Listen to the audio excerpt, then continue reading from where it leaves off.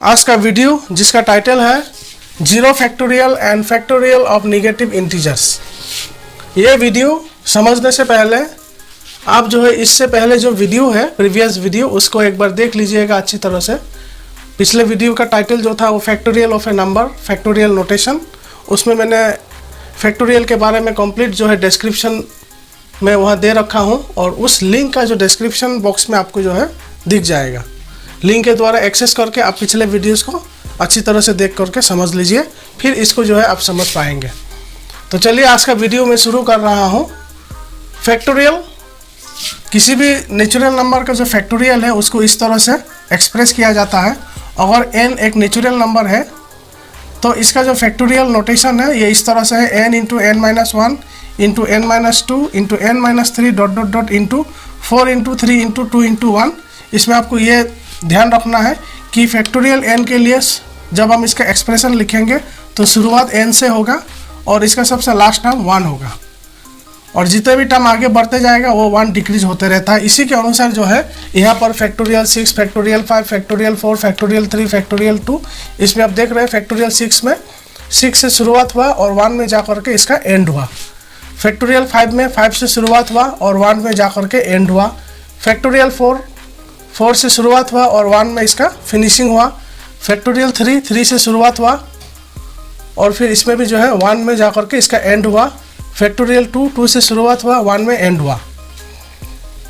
तो ये है फैक्टोरियल नोटेशन का जनरल एक्सप्रेशन और इसको हम इस तरह से भी लिख सकते हैं। सो जनरली यही ज़्यादातर यूज होता है, तो मैं इसी के अनुसार यहाँ आपको लिख करके दिखाया हूँ।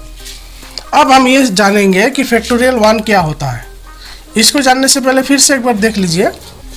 फैक्टोरियल n से शुरुआत हुआ और इसका फिनिशिंग हुआ 1 पर और इसमें जो नंबर ऑफ टर्म्स है ये n है। किस तरह से, जैसे आप देखिए फैक्टोरियल 6 से शुरुआत हुआ, 1 पर फिनिश हुआ और total number of terms 1 2 3 4 5 6।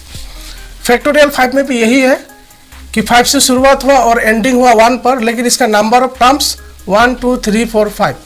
Factorial 4 में भी number of terms 1 2 3 4। Factorial 3 number of terms 1 2 3।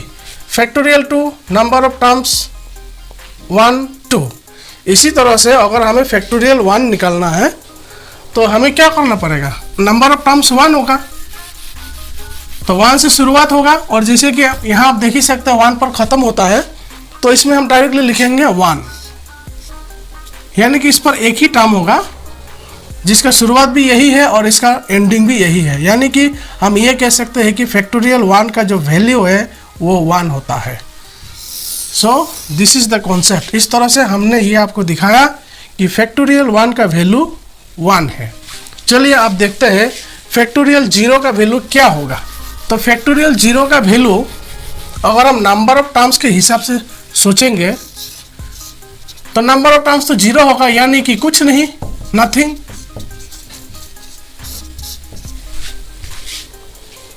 और इसमें शुरुआत 0 से होना है, 0 के बाद में जो नेक्स्ट टर्म होगा वो 0 से 1 लेस होगा, यानी कि 0 माइनस 1, जिस तरह से n माइनस 1 है तो इस तरह से। फिर नेक्स्ट टर्म 0 माइनस 2 यानी कि माइनस 2 और एट लास्ट तो हमें जो है 1 पर फिनिश करना है। तो क्या हम इस तरह से आगे बढ़ते रहने से 1 पर जाकर के फिनिश होगा? कभी नहीं होगा। इसीलिए हम इसमें जो है इस तरह से 0 फैक्टोरियल का वैल्यू हम फाइंड आउट नहीं कर सकते हैं। अब हम कुछ दूसरा तरीका से सोचते हैं कि हम एक फैक्टोरियल 0 का वैल्यू फाइंड आउट करने के लिए हम किस तरह से अप्रोच करें। इसके लिए मैं फिर से एक बार लिखता हूं फैक्टोरियल 5। फैक्टोरियल 5 को हम क्या करेंगे, 5 इंटू 4 इंटू 3 इंटू 2 इंटू 1। तो ये फैक्टोरियल 5 का एक्सप्रेशन है। इसका जो भी वैल्यू हो, अगर हम इसको 6 से मल्टीप्लाई करेंगे और 6 से डिवाइड करेंगे तो फैक्टोरियल 5 का वैल्यू पर कोई चेंजेस नहीं होगा, क्योंकि 6 अल्टीमेटली ये कैंसिल हो जाना है, फिर ये एज इट इज रहेगा जो कि फैक्टोरियल 5 ही होगा। लेकिन अब हम इस एक्सप्रेशन को कुछ और आगे बढ़ा करके इस तरह से लिख सकते हैं। अब देखिए 6 into 5 into 4 into 3 into 2 into 1, यानी कि ये 6 फैक्टोरियल हुआ और डिनोमिनेटर 6, यानी कि फैक्टोरियल 5 को आप जो है 6 फैक्टोरियल बाय 6 लिख सकते हैं। और फिर इसी 6 को थोड़ा और आसानी से समझने के लिए हम क्या करेंगे, 5 + 1 फैक्टोरियल बाय 5 + 1 इस तरह से लिख सकते हैं। तो हमने फैक्टोरियल 5 को क्या लिखा, फैक्टोरियल +1 बाय 5 + 1। इसी तरह से चलिए और एक मैं दिखाता हूं आपको, फैक्टोरियल 6।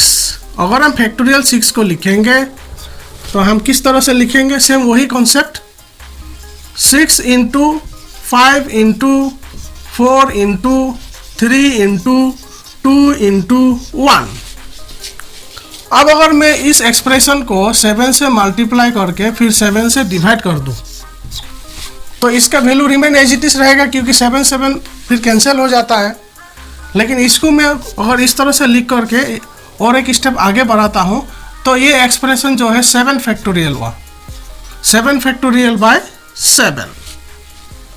आप देखिए इसको 6 फैक्टोरियल को मैं और आसानी से समझने के लिए इस 7 को 6 + 1 फैक्टोरियल डिवाइडेड बाय 6 + 1।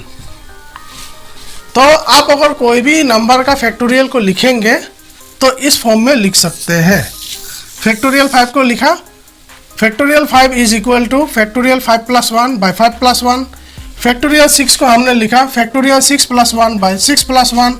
अगर हमें फैक्टोरियल 7 लिखना है तो हम क्या लिखेंगे, फैक्टोरियल 7 + 1 बाय 7 + 1। अगर हमें फैक्टोरियल 4 लिखना है तो फैक्टोरियल 4 + 1 बाय 4 + 1। तो अकॉर्डिंग टू दिस कॉन्सेप्ट अब अगर हमें 0 फैक्टोरियल लिखना है, चलिए हम 0 फैक्टोरियल को लिखते हैं। अब इन द सेम वे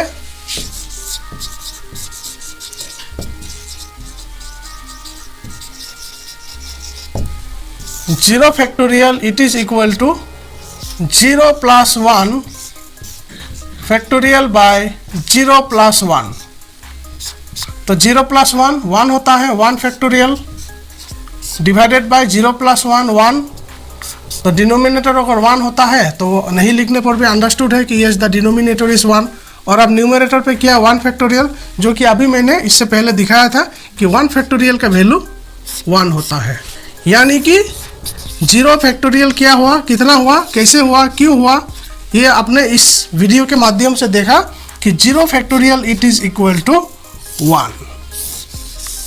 तो आई होप आपको ये पता चल गया होगा कि 0 फैक्टोरियल का वैल्यू क्यों और कैसे 1 होता है।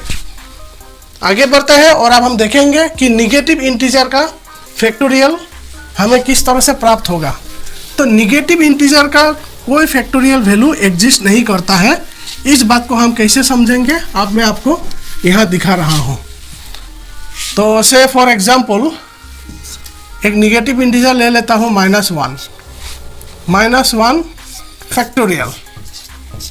तो जैसे कि अभी आपने देखा ही है कि 6 फैक्टोरियल को हम जो है 6 + 1 फैक्टोरियल बाय 6 + 1 लिखते हैं। 7 फैक्टोरियल को 7 + 1 फैक्टोरियल बाय 7 + 1 इस तरह से हमने लिखा। तो अगर -1 जो कि एक निगेटिव इंटीजर है, अगर हमें इसका फैक्टोरियल हमें लिखना है तो हम इस तरह से एक्सप्रेस कर सकेंगे, -1 + 1 फैक्टोरियल डिवाइडेड बाय -1 + 1। तो ये -1 + 1 0 फैक्टोरियल हो गया और डिनोमिनेटर में -1 + 1 0 हो जाता है। तो ये 0 फैक्टोरियल का वैल्यू अभी मैंने आपको दिखाया था, उसी हिसाब से ये 1 होता है 1/0। तो 1/0 को जो है हम इस तरह से डिफाइन कर लिखते हैं, जिसे कहते हैं नॉट डिफाइन। क्यों नॉट डिफाइन? क्योंकि any number divided by 0 is not defined. Any number divided by 0 is not defined. और 1/0 का कॉन्सेप्ट इस तरह से है, इसको इन्फिनिटी बोला जाता है। इन्फिनिटी क्या है, इसका जो है आपको कैलकुलस में इसका बहुत सारा कॉन्सेप्ट आपको दिखने को मिलेगा। Infinity is not a number but it represent a very large number which can not be defined. Infinity कोई नंबर नहीं होता, लेकिन एक बहुत बड़ा नंबर को ये रिप्रेजेंट करता है। जैसे कि मैं अभी आपको एक एग्जाम्पल के थ्रू से बोल सकता हूँ, समुद्र का पानी, इसको आप नाप नहीं सकते हैं। नदी का पानी, इसको आप नाप नहीं सकते हैं। सो वो जो है एक इन्फिनिटी में आता है, जो कि एक बहुत बड़ा संख्या को दर्शाता है। तो आपने देखा कि निगेटिव इंटीजर का जो है फैक्टोरियल एग्जिस्ट नहीं करता है। Factorial of negative integer does not exist. मैं और एक निगेटिव इंटीजर का फैक्टोरियल आपको दिखाता हूं, से -3 या -2 कुछ भी आप ले सकते हैं। मैं -2 का दिखा रहा हूं। -2 फैक्टोरियल, इसको हम फिर पहले की तरह लिखेंगे, -2 + 1 factorial divided by -2 + 1। So numerator पर आपको -1 फैक्टोरियल और डिनोमिनेटर पर जो है -1। तो जैसे कि अभी आपने देखा इससे पहले कि ये जो है निगेटिव इंटीजर है और -1 का जो है फैक्टोरियल एग्जिस्ट नहीं करता है। मैं अभी इससे पहले दिखाया हूँ। तो क्योंकि ये एग्जिस्ट नहीं करता है, इसलिए ये पूरा एंटायर क्वांटिटी ये एग्जिस्ट नहीं करेगा। तो इस तरह से जो है आप कोई भी निगेटिव इंटीजर का अगर फैक्टोरियल निकालने की कोशिश करेंगे तो उसका वैल्यू आपको प्राप्त नहीं होगा, वो एग्जिस्ट नहीं करता है। तो आज का वीडियो में मैंने जिस टॉपिक को लेकर के आपको डिस्क्राइब किया हूँ वो था 0 factorial, factorial of negative integers and factorial 1। सो मैं वीडियो को यही समाप्त करता हूँ। अगले वीडियो फिर एक मैं नए टॉपिक के साथ आपके सामने में ले आऊँगा। वीडियो को देखने के लिए बहुत बहुत धन्यवाद।